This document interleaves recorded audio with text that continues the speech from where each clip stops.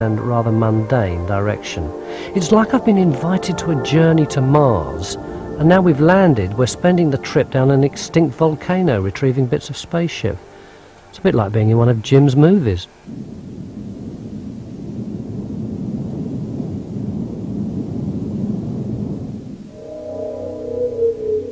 I was right. I didn't feel frightened. Well, apart from when we first landed on the deck. It was covered with rust and full of holes. And as we touched down, the sub just lurched and tilted a little bit. Now I know that the greatest danger for any submersible is if you get trapped and tangled up. So I'm sitting there thinking, what's going to happen if we slip and plunge down into the hold now? There's not going to be much chance of rescue. I'm going to die. And it's going to be a slow, horrible death that's going to take 72 hours before we run out of oxygen.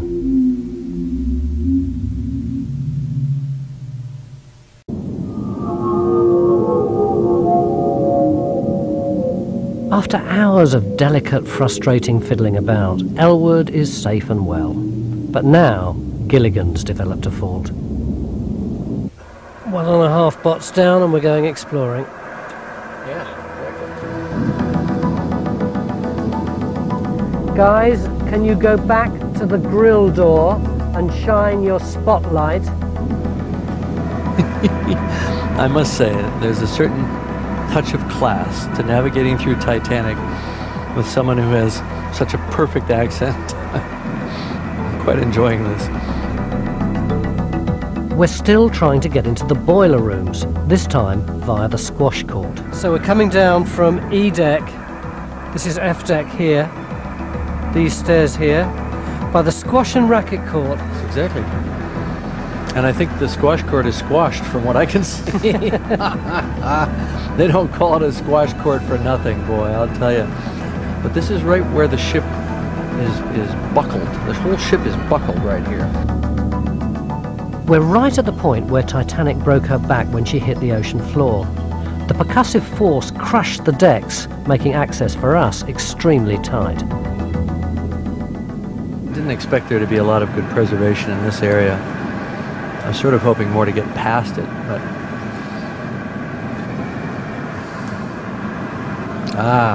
Boosh! That's not good. I think I'm stuck. I'm stuck. So have you got no movement at all? I can move, but I can't rise. Nothing. I have no lift capability whatsoever.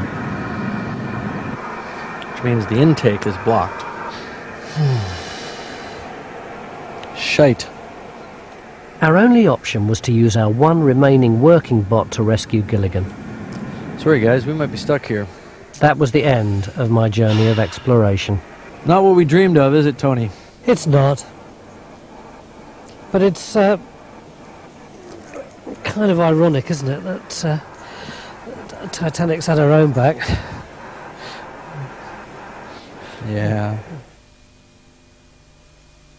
8 hours later, I finally made it back to the Keldysh.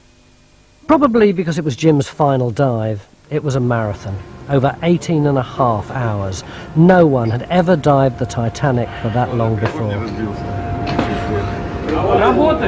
It was hard. It's very hard.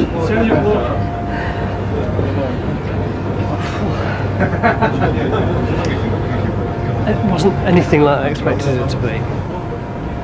Everything that could go wrong seemed to go wrong, but we managed to prevail, nevertheless. And we even got a bot that had been left down there. That's right. Not only did we manage to not only did we manage to lose all our bots and get them all back, but we went and got the other guy's bot too. They were strapped on the sides. Yeah, well, we were just going around the wreck putting bots in our pocket pretty much for the last 5 hours. And neither of us said farewell to the Titanic in a romantic way. We both forgot. We were standing there jabbering away, looked down and went, oh, it's gone. It's gone. There you go. Ah, well. Ooh. Full on, that was. Yeah, it was pretty full on, wasn't it? A lot of flying. Cheers, Some nice stuff. All right. Pleasure diving with you, Tony. At the beginning of my journey, I wanted to see if I could find out the truth behind those legendary stories of heroism and sacrifice that have always surrounded the Titanic. Unfortunately, diving the ship didn't give me the answers to those questions, but what it did do was help me understand the scale of the disaster. Titanic is so huge and imposing that whatever individual human tragedies were acted out that night sadly seem to me now dwarfed by her sheer physical presence. But if I did get a glimpse of the people who were there, it was through the ghostly artifacts still inside the cabins and corridors, which painted for me a much more vivid picture of a bygone era and a group of people brought together by fate than any faded black and white photograph ever could.